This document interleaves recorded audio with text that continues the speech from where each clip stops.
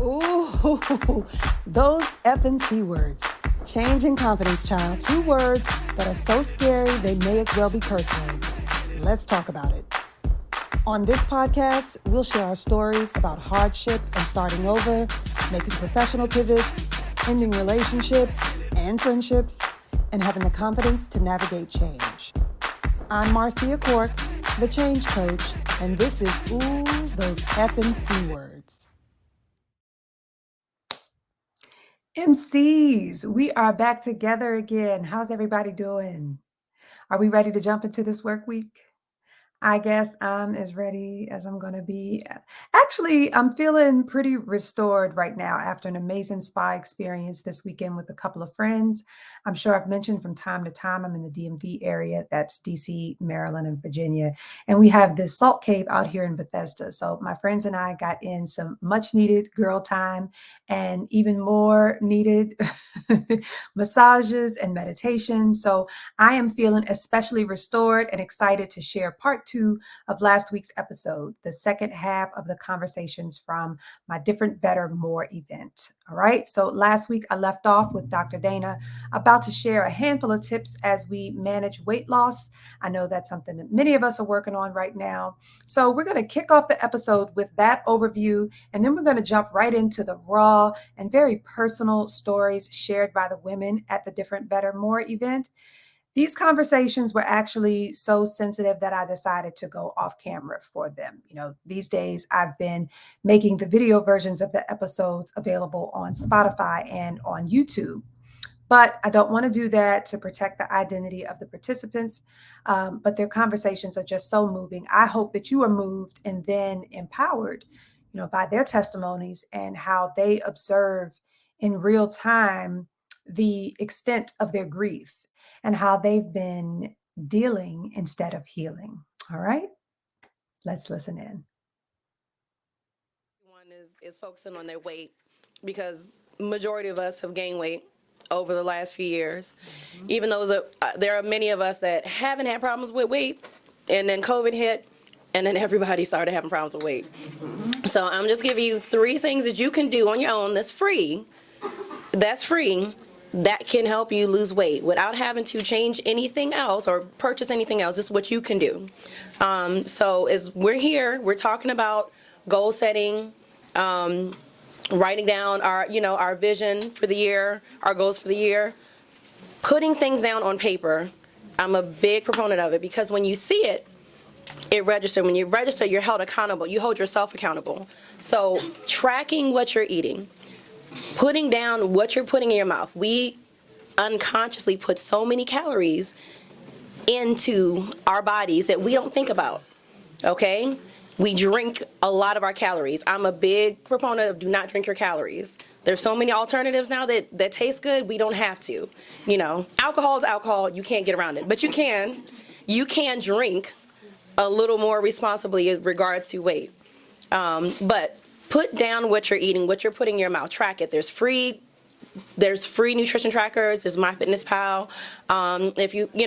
There's just so many things you can download and you can just scan. You don't have to type in every little thing. It makes it easier for you. And then it tells you, once you can visually see what you're putting in, it makes you think twice about, do I really need that second helping? Do I need this bagel? Or I know I'm going to brunch on Sunday. I think I'm gonna have a salad today or for the rest of the week. Do you know what I'm saying? So that's the first thing. That's hard. Yeah. The second thing, yes. The second thing is as far as that, I'm gonna give you 4 things. Not all calories are equal, okay? Because when you're tracking it down, you can have 200 calories of a slice of cheesecake, or you can have 200 calories of a salad. Not only is it a difference between those calories, your body processes it differently, okay? So if you think about 200 calories is 200 calories, it really isn't. What happens to your body, the spike in insulin from you eating that cheesecake, it's going to have long-lasting effects than the fiber and the antioxidants and the vitamins you get from that salad. Also, you're going to be hungry in like 30 minutes to an hour, as opposed to that salad, you're full for like 4 hours. So that's in line of what you're putting down, but just realize that all calories are not created equal, all right? The second thing is physical activity. You don't have to work out intensely. You can do 30 minutes of walking, okay? You can do, I'm not good at mental math, but what's 30 times 5? 150 minutes of some kind of physical activity. If you're walking, dancing, even on a treadmill, walk on an incline. You don't have to do anything. What? Yoga, skating, biking, jumping jacks. Do some jumping jacks at home. You don't have to go anywhere, but try to incorporate at least 30 minutes. And I usually say, give me like 3 days a week. You'll notice a difference because along with you just decreasing your intake, you're boosting your metabolism. They work synergistically. So in order to sustain that weight loss, you got to increase your physical activity. And the third thing, and all of my clients know, that's part of the program is intermittent fasting. We don't need 3 meals a day. We don't need to snack in between those meals. We don't need to eat many meals throughout the day. A lot of the nutrition advice we were given is outdated, just like we think about now in the 90s, the got milk commercials. Everybody got milk. We don't even need milk, but it was a big push. The nutrition pyramid, everything that's on there's a lot of things that are outdated that as we're older and they're talking about obesity medicine, we know that it's not healthy for us. Eating constantly throughout the day causes our insulin levels to stay up, because what our body has to do is to release insulin in order to pull the fuel, which is glucose, from our blood sugar. It stores it in our muscles so we can use it for later. It stores it in our liver so we can use it as a backup. Everything else is stored as fat. So if you're constantly eating, your insulin levels are always here constantly, right? Insulin is a fat hormone. It's not, people think of it as blood sugar, but it's actually a fat hormone. So the more you make of it, the more it causes you to store fat. And the more you produce of it, the more your body gets resistant to it. So even if you're not diabetic, you'll start to have, it's not a resistance, but you'll start to overwork your pancreas, all right? But so intermittent fasting is giving you a long period of time where you're not taking in any calories, where your body's resting and you're not producing insulin. If you can just do just a simple one, which would be a 16 fast, 8-hour window of eating. Everybody you can pick 8 hours. You can pick your 8 hours. I usually say pick 11 to 7 or 12 to 8. You won't even notice it. You can have, coffee as long as it's not sweetened. You can have unsweet green tea. You can have water. You can sip on liquids until 11 o'clock. Everybody can make it. We don't need breakfast. But just doing that will cut your calorie intake, about 20%. And remember, you need to have in order to lose a pound, it's 3,500 calories per pound. So think about 500 calories less per day is 1 pound a week. So give yourself that time. Don't eat breakfast. Just sip on your liquid, whatever your favorite thing, as long as it's not cappuccino. Yeah, cappuccino. You know what I'm saying? You can still have that. But, give yourself some time. That extended period not only helps you to lose weight, it actually can help save your life because it has yes, ma'am. I have a question. Yes. So I work out at 5 a.m. So intermittent fasting still, can I do that without, and my workouts are ridiculous. Like it's an hour long. So I wanted to try intermittent fasting, but I actually constantly eat throughout the day, and I work out at 5 a.m. and my workouts is like CrossFit or something of that sort. Intense. So I'm always afraid that I may not have the energy to get through my workouts. Can I still do the intermittent fasting? You can do the intermittent fasting, but pick your time window. So if you're going to start eating earlier, start eating earlier. Do you know what I'm saying? I don't know if you work out before you eat. If you can, it's actually the best thing for you to do because fasted cardio will pull your energy stores from fat, not from the energy you take in. So that's one of the best things to do. But have you noticed you're eating throughout the day and you're doing these intense workouts? Is it working? Is it helping? Or is you seeing like a minimal change? My body fat melts off. Good. But yeah, it works for me, but intermittent fasting is something that a lot of people have been gearing towards and recommending, and it's just something that I've never done. However, it's something that I would like to incorporate. I just want to make sure that I'm not passing out. No. You just have to modify your window. You have to modify your window. And if some people, and I do have one that works out intensely with you, and then she takes like her pre-supplements with it. I tell her, like, if you really have to take something before you work out, take something without any carbs. Yes, I'll do a pre-workout before I work out, and then that's it. But no, I mean, if she has to eat something on her stomach before she takes it, she'll take like a piece of turkey and a slice of cheese, and that's it. Or a boiled egg, you know, chopped up boiled egg and some turkey, and then that's it. And so you're eating, but you're minimally affecting your insulin levels. So it almost kind of, it breaks your fast, but it doesn't have that insulin spike.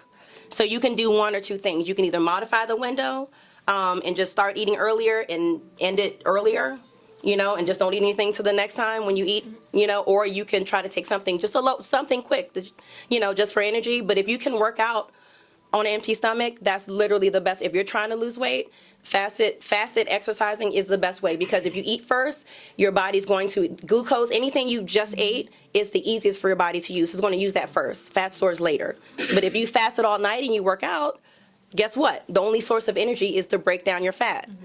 So I mean, try. Don't go crazy, you know, and don't try to jump into CrossFit.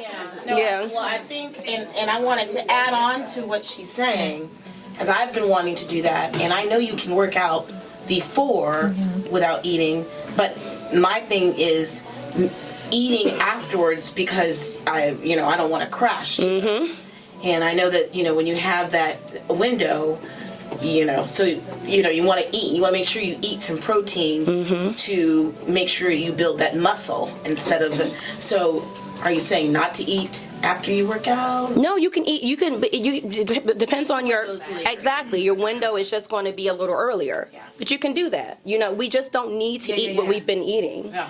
And then the more you do it, What about the protein shakes afterwards? Yeah, if that's going to be your meal afterwards, that you can do it afterwards. I just wouldn't do it before, because you're not getting the best benefit you can from working out by taking in something like 200 calories or whatever, protein or not.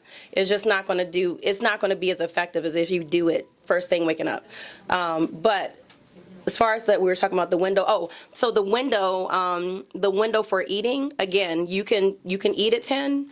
You can end it, what is that, y'all, 6? Yeah. Okay, so you know what I'm saying? And the longer you do it, the more you do it, the less hungry you'll be, because your body's not used to it. Do you ever notice if you eat late, you wake up in the morning like you haven't eaten in like days? Because your body's used to that. Your body released insulin, you went to sleep.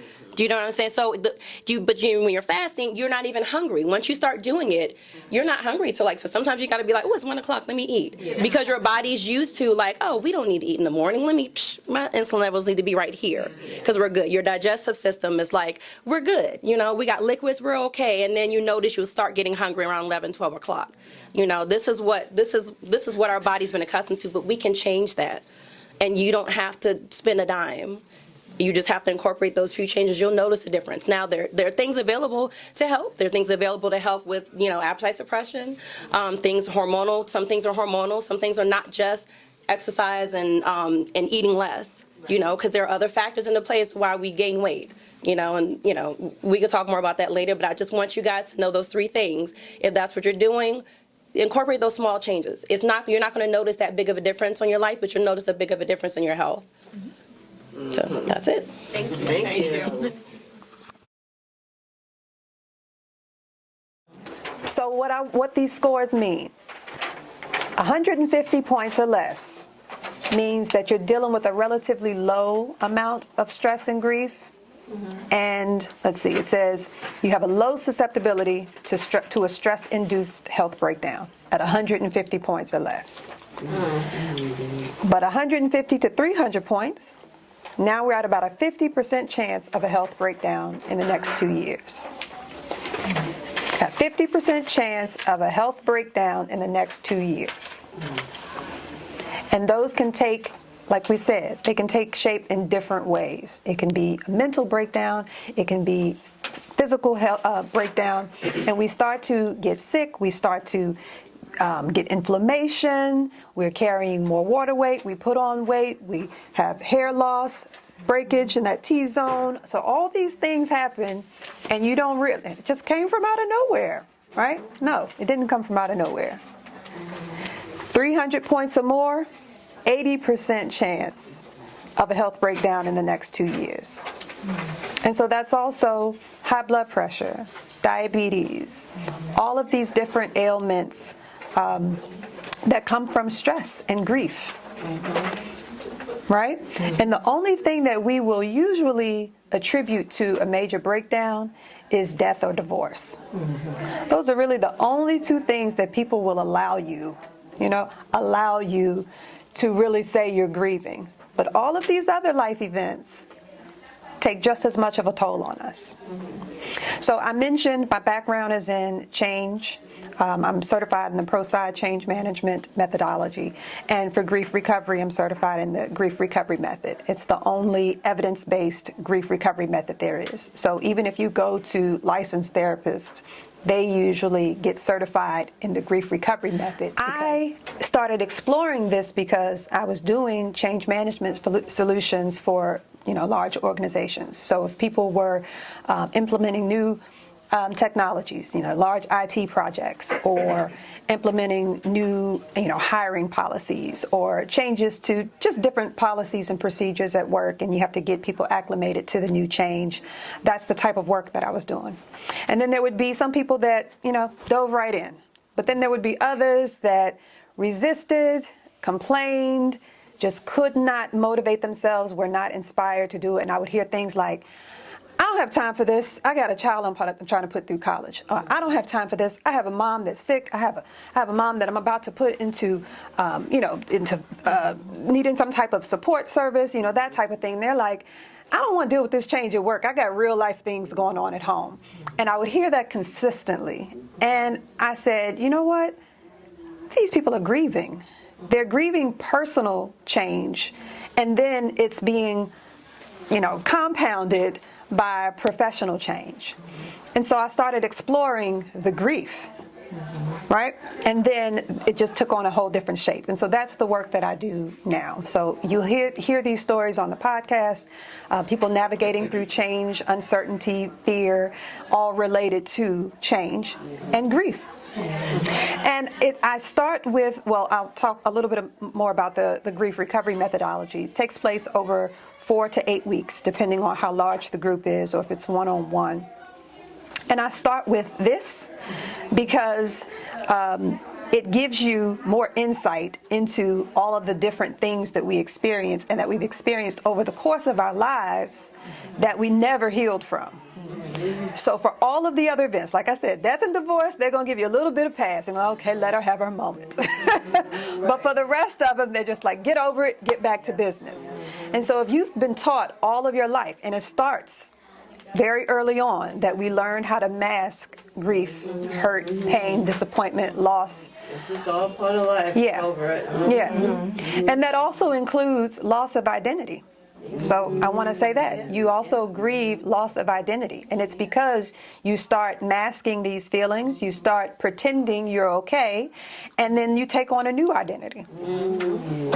So you are grieving who you really are, and that you won't allow yourself to be your authentic self because people don't want to hear it.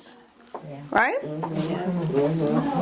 So let's talk about some of I mentioned the STIRBs in the other room. And so that's an acronym, short-term energy relieving behaviors. So they're things that we do to cope, but not to heal. And then we're going to also talk about some of the myths that start very early on with regard to coping. Okay, so the short-term energy relieving behaviors, like I said, they can be things like overeating, it can be alcohol abuse, it can be substance abuse, but it can also be things like being a shopaholic, being a workaholic, being the person that always keeps busy with some type of activity. And we know those people. We know people who already have full plates, but then they'll take on Girl Scouts and Boy Scouts and making cupcakes and just doing a number of different things. And a lot of times that is running from quiet time. It's running from resting because then you got the monkey mind. So now you have all this time to really think about what's missing in your life, what's lacking in your life, where you haven't healed. And so you are just doing these short-term energy relieving behaviors to cope.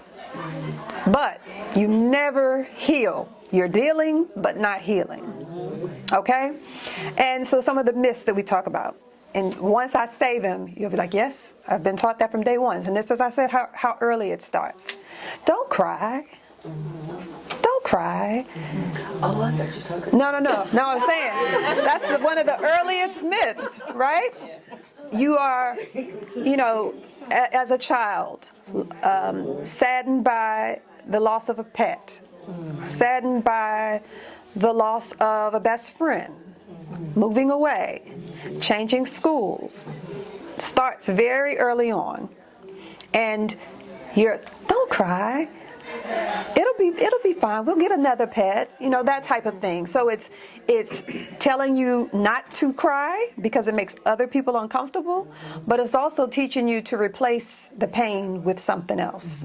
And that's where those short-term energy releasing behaviors typically start, by trying to replace that pain, replace that loss. What are some other things, before I share with them, what are some things that people have said to you if they see you hurting, if they see you on the verge of tears? How do they try to prevent those tears or that pain? Like people Saying say, something funny, saying something, Yeah, so that's distraction. making a joke out of it. Yeah. or sometimes people will just say, get over it. Yep. And it's like to me that is so rude. Yes. Because it's like, well, okay, it might take me 5 minutes, it might take her 5 days. But it's not fair to kind of put a time limit, especially when you're talking about grief. Yeah. It's like, oh, well, your dad died like 5 years ago, you still crying? It's like, well, yeah, I am. Because I haven't adequately grieved. Exactly. Yeah, I haven't been allowed to adequately Exactly. grieve. Okay, so I'm glad you say that, because that's another one of the myths. Give it time. I can't let you listen to that. Give it time. That sets me on fire. Yeah. When people will, oh, it'll be, as time goes by, it's like, no, it won't. Yeah. Maybe for you because you didn't, maybe you weren't close to that person. Right. It's like, it might take me a lifetime. And as I'm going through it, I need for you to shut your mouth and let me do it how I do it. Yeah. I think that we miss the fact that we grieve differently. Yes. And the amount of time it may take me, it may take you, and going back to, you don't know what the relationship was with the person that you're grieving. And I think we miss it, and sometimes we project how we feel or how we deal with things on others, and have the expectation for them to move forward. Yeah. Yeah. And so that's why, if you recall in the other room, I said, when it comes to these, I share this worksheet so that you can see how many of these life events we experience on a day-to-day basis, on a year-to-year basis. How we all experience these things, but nobody adequately grieves. So if nobody adequately grieves, then the only recommendations they can give you are the wrong recommendations that they've been practicing themselves. So this is what we're taught.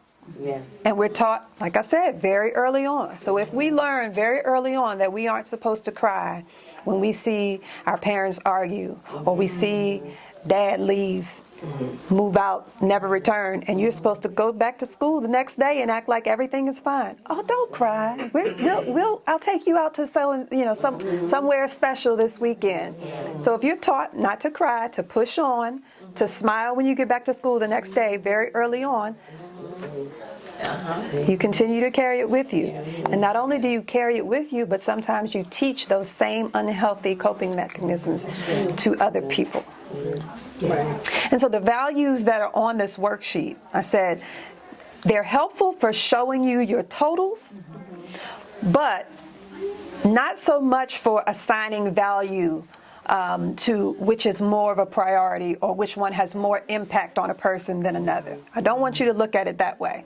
Right. Because if one person experiences a foreclosure and the other person experiences a death, so the person that experienced that foreclosure, and I'm not pointing to y'all because I don't know your events, but if a person experiences a foreclosure and they lose their home, you're not going to tell them that that foreclosure doesn't hurt as much as your death does, right? Exactly. So that's what I mean. So I don't want to diminish anyone's grief. So the values are only to show you just how impactful they are. But when it comes to navigating your own grief, losing your car, getting thrown out of your home, like I've heard people share how that felt like a death. That they had been living in this home renting for 20-something years and then had to move. And they had to move because the owners were selling the home. But that's the home that they've been in there for 2 decades, raised their children in, and had to give it up with very little notice. Right? So those types of things, they carry such weight on us, and they do really impact us.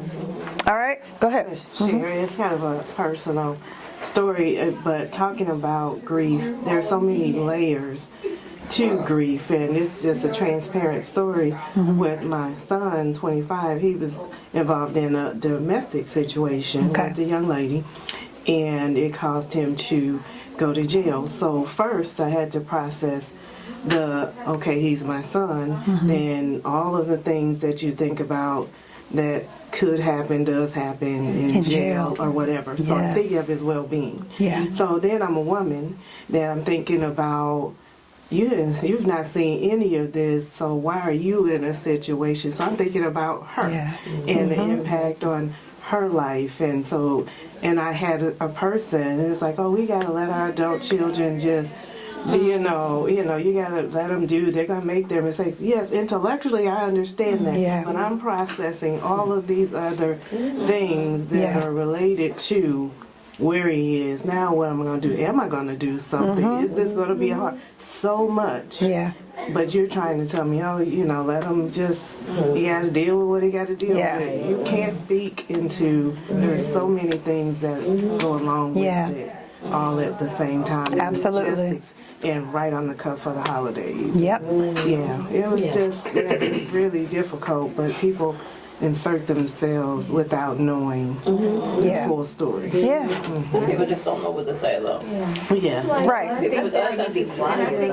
think silence speaks It's volumes. okay. They're not I think saying it. sometimes it's hard to know what to say for somebody who's grieving, who's dealing with something like that. Yes, we have to allow our children to make mistakes. However, we pray and hope that they do not make a life-altering mistake that ends up, or dealing with this wrong person, whatever it is, something that changes their life forever in a negative way. So sometimes we just have to be quiet and listen and let people just kind of vent. Sometimes I feel like for us, we have to hold ourselves accountable for the space that we share certain things in, because everybody's not equipped to be able to receive and to be able to process that and be the thing that you might need at that time. But then you internalize and you're not sharing, and then the depression settled in because you don't want to have to tell. I mean, this a close girlfriend knows him, but you don't want to have to tell that something happened. So now you're holding, because you're afraid of the response, or lack of response, lack of compassion that you're going to get. And I'm glad you used that word intellectualize, because that's precisely the word that the grief recovery method uses. Is that we start off with carrying this emotion that we need to, release. We need to begin to grieve, and we're quickly told to intellectualize it. And then that's when you stop speaking. So I love the grief recovery method, because when a person is going through their history loss, or it's something similar to this, but I have an exercise where I have you look at the breadth of your life, from your earliest memory on, and think about all of the events that you've experienced and assign a level of impact to them. So you think about that over the course of your life. And once you do that, you can see, I'm losing the point that I want to make, but when you start to explain it, because you do it one-on-one, you're partnered up with someone. If it's a group like this, then there would be one-to-one. You would walk through your grief history, and they would walk through theirs. But when you walk through yours, I'm supposed to be silent. I don't reach out to give you a hug because hug stops you from talking, or it makes you cry, and then you feel like, well, now I've broken down. Now I have to save face, so I don't want to, and now I'm going to try to breeze through this and not be emotional about it. But that's the difference. When you allow yourself to be emotional versus intellectualizing it. So when it's done one-on-one, the other person is a heart of ears. Basically, you're just a heart with ears. I'm just going to sit here and listen. I'm not going to respond. I'm going to allow you to get it out. Yeah. So more of the myths. Be strong for others. Right? So that's a part of not crying. That's a part of, just saving face, moving on, getting back to work the very next day. Yeah. Be strong for others, because really it's about making other people feel uncomfortable, making other people feel emotional. And they don't want to feel that emotion, so instead it's, well, be strong. Be strong. Don't let your kids see you break down. Well, no, that's exactly what they need to see. They need to see you adequately grieve and then get to the other side. I mean, it's part of this, but so the whole time I said I'm thinking about. I remember ever since I was a kid, my mom always shared this story of when her mom died of lung cancer, and so when she died, her aunt, my grandmother's sister, told my mother, "Don't let her see you cry. Yeah. You want her to be strong." But my mom, this has been her biggest regret in life, because she has no idea if her mother understood that she was hurt, if she understood how she felt. She's like, my mother didn't see me cry, like she's dying, and she didn't see me cry because her aunt told her not to. Yeah. So it's like, it's been her biggest thing, and I feel like, she's a strong woman and she's a hard woman sometimes. I feel like sometimes she's, at this point, she doesn't cry a lot. She tries not to let you see, because I think that just kind of scarred her so bad. It scarred her so bad, and it comes from the upbringing and people not knowing what to say. Exactly. Not knowing how to grieve properly, not knowing how to allow people to grieve the way they grieve, just, let people be. Yeah.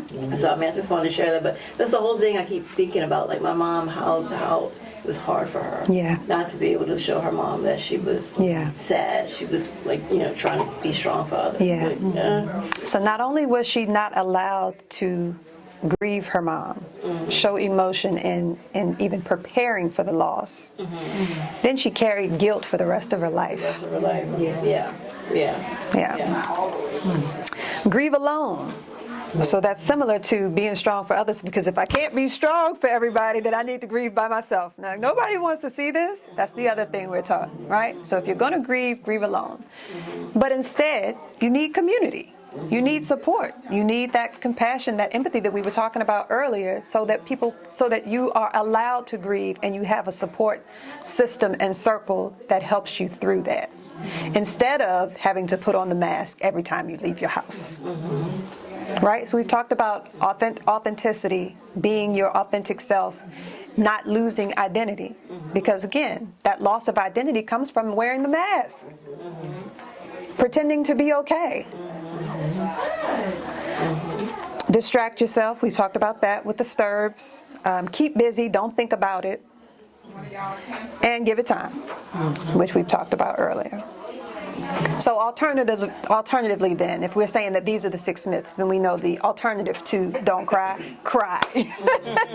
Cry as often as you can or need to, because wells eventually run dry. And I don't say that to oversimplify this process, but there does come a point when you've cried it all out.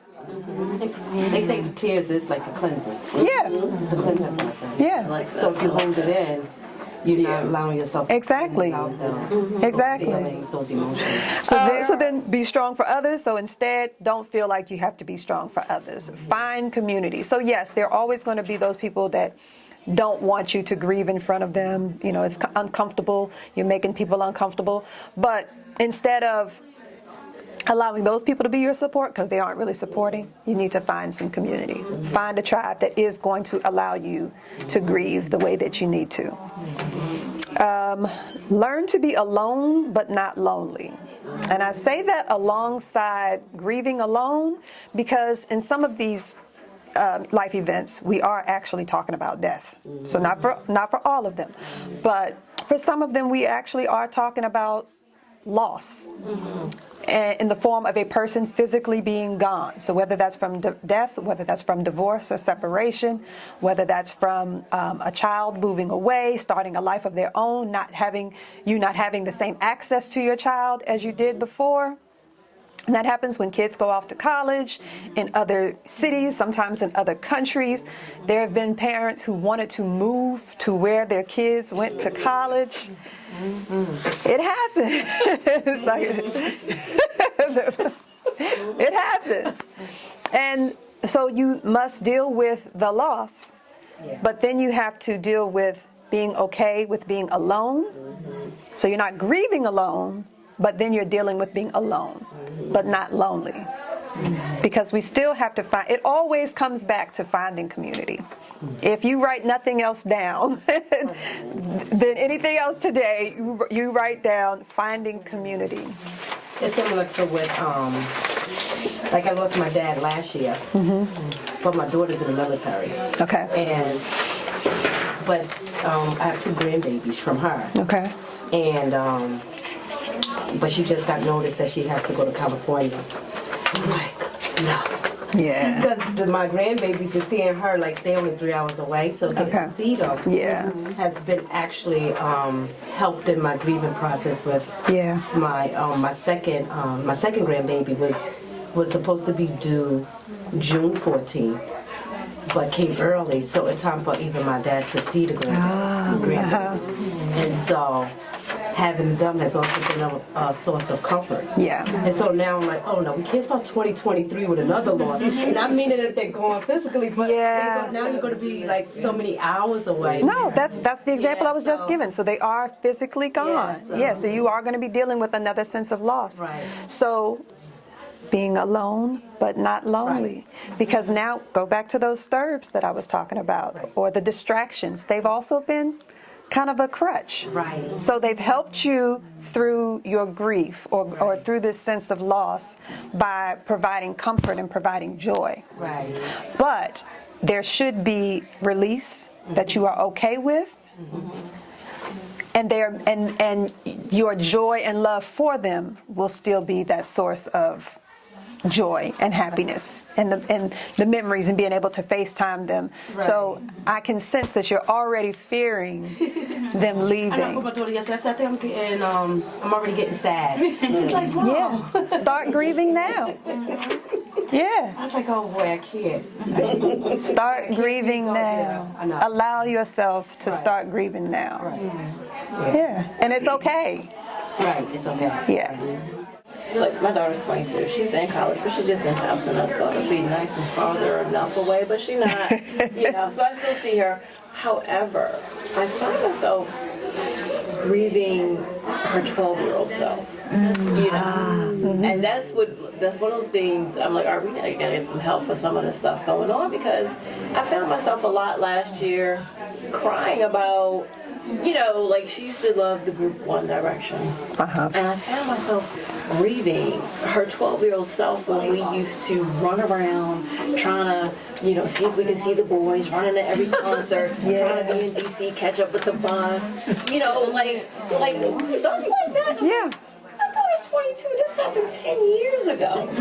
Why are you crying about that? You know what I mean? Yeah. But it's like things life events that you take as life events, but with your list, you don't realize that there's some form of loss, there's some form of things that you're thinking, well, life goes on, but you're missing those, and I haven't found anything to replace them. Yeah. I haven't found anything. But you don't want to replace them. I haven't coped with it. Exactly. Because like I said, said earlier, my daughter's clingy.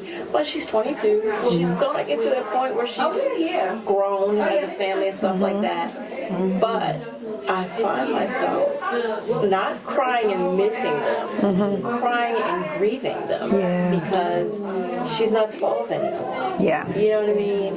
Yeah, she's not. So it's like, okay, I need to realize she's not 12 anymore. And But those are very important years. Yeah. Because that's when they're 12, that's when they have real personality. They're real people at this point that you can actually spend time with. They're mature enough that you can have adult-like conversations with them, and just get to know them as people. Yeah. So those are that's what you're kind of holding on to. Yeah. Yeah. Yeah. No, I get that. Yeah. I get that. Yeah. Yeah. So would that be that she's like grieving the loss of her baby? Because she's 12, Yeah. she's growing. A version she's of her. becoming like Yeah. going into adulthood, so she's grieving the baby. Okay. Yeah. Yep. Yeah, like my son is 15, and I didn't realize him and my daughter are both born the same day. Okay. They're just 10 years apart. Okay. Oh, wow. 15 and she's 25. Wow.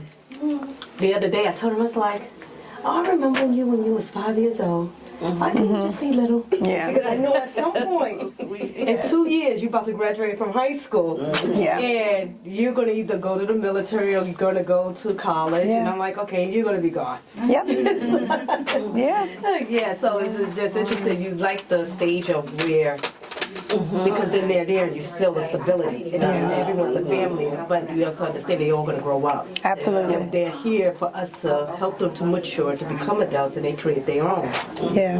But we always wanted to. Yeah, there's still a version of this person that you remember. Right. And you are missing that person, that version of the person. Yeah. And we see that a lot with people who, let's say a parent has dementia or Alzheimer's. There's a version of them that you remember.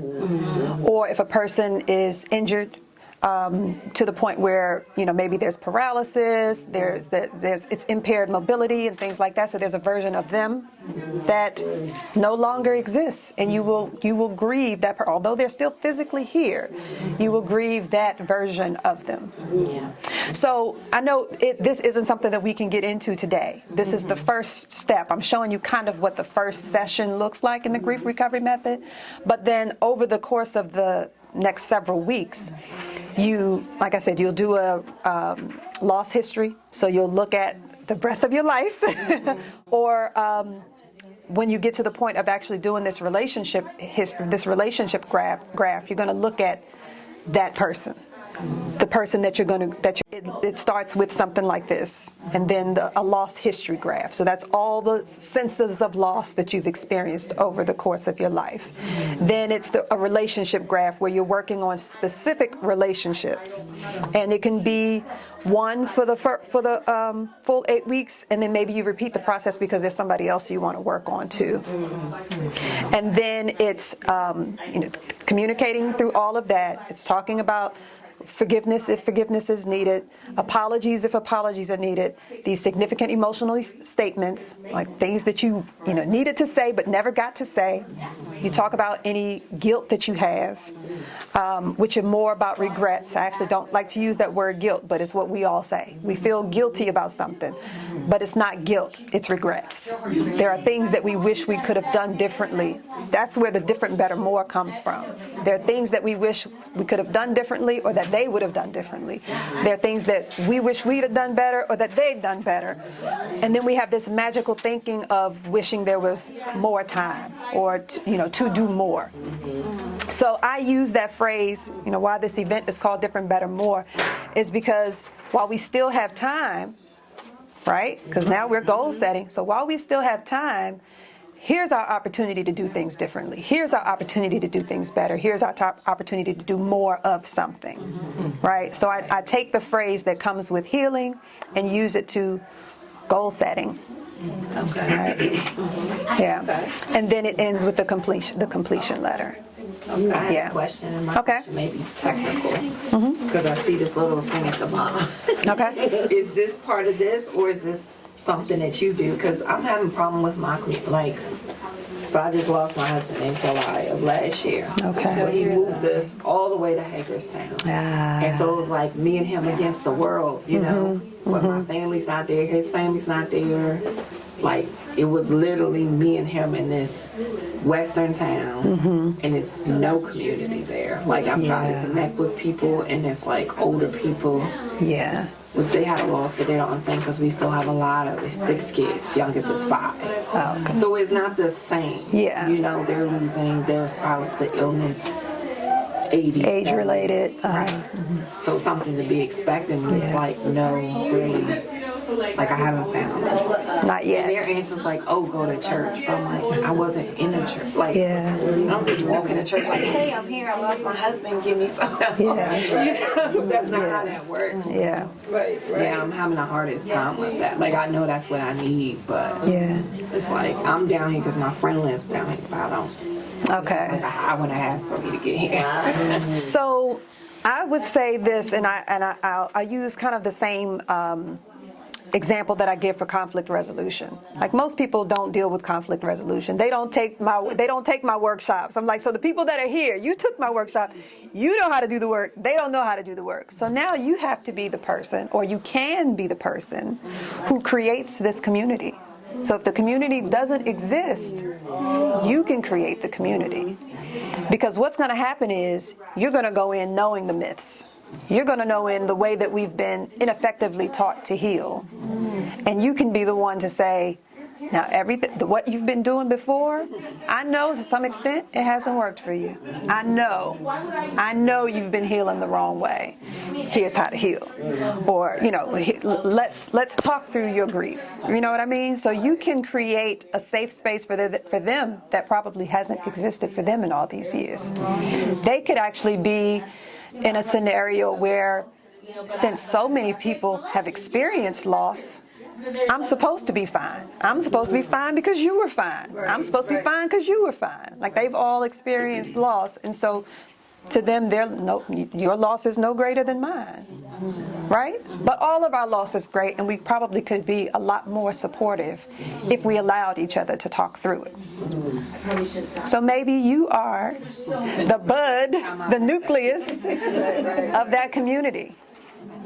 Yeah. So you were asking, one of you was asking about the information at the bottom of the page? Oh, I just said something about that. Okay, so the information at the bottom of the page, that's my Slack community, and it's free. I'll have weekly sessions, so we'll do once a week, and then I have every 2 weeks or so is like a lunch, chat, and chew. And doing something like that, if you invite somebody from your church, you're probably going to find out more about them than you ever have before. It's learning coping skills. Right. Yeah. Well, going through the grief recovery method at least prepares you for being able to deal, and then knowing that there is life after dealing. Because like I said, the goal is to be okay with being okay, because you'll be surprised at how much guilt, and it actually does feel like guilt, comes with being okay. You know, like, people expect you to carry this sense of loss forever. The loss won't go away, the love won't go away, but you being able to still embrace life afterward is what comes with grief recovery. Does that make sense? Yeah. It's placing it in a different part of you, but it's always. But not compartmentalizing. Because compartmentalizing is still put a box on it, put a lid on it, pretend it doesn't exist. So basically it's when you get to the point, because for all of these events, some of them you can tell you won't get teary-eyed, you won't get mad anymore, you won't get upset, because you've healed from that. Right. Yeah. And sometimes it doesn't require any support to help you heal. But then there are others. Right. When someone asks about that event, and you exactly. So those are the ones that you work on. Right. Yeah. Okay? All right. Thank you. Well, I would love to continue these conversations. I have at least the Slack channel information there. I just realized I didn't put any other contact information. And that's going to do it for this week. I would love to hear your feedback on this episode and the stories shared here. And if any of their testimonies and stories were especially moving for you, I think that hearing other people's stories awaken something in us and help us realize that, we've got some self-work to do. So if you felt that at any point during this episode, please reach out and share that with me. I would love to hear your comments. And to that point, also, please rate and review the podcast if you haven't done that already. Okay, these are the conversations we're having in my Slack community. So I hope you'll also join me there. The link is in the show notes, but I will also share it here. If you have a good memory and quick fingers, you can head on over to bit.ly/DBM Slack. That's bit.ly/DBM Slack. That's D as in different, B as in better, M as in more. All right. Hope to see you there. Bye-bye.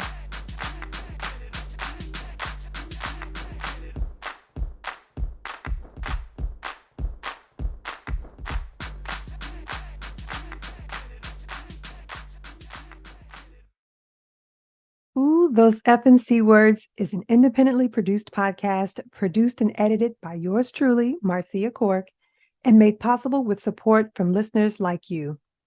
To support the podcast, go to anchor.fm/those Effin C-Words/support, or click the link in the show description. If you've made a commitment to self-care in 2023, join my free #Different.Better.More challenge on Slack. Come for the accountability, stay for the community. Download the Slack app now and click the link in the show description to join. Thank you to BetterHelp for sponsoring this episode.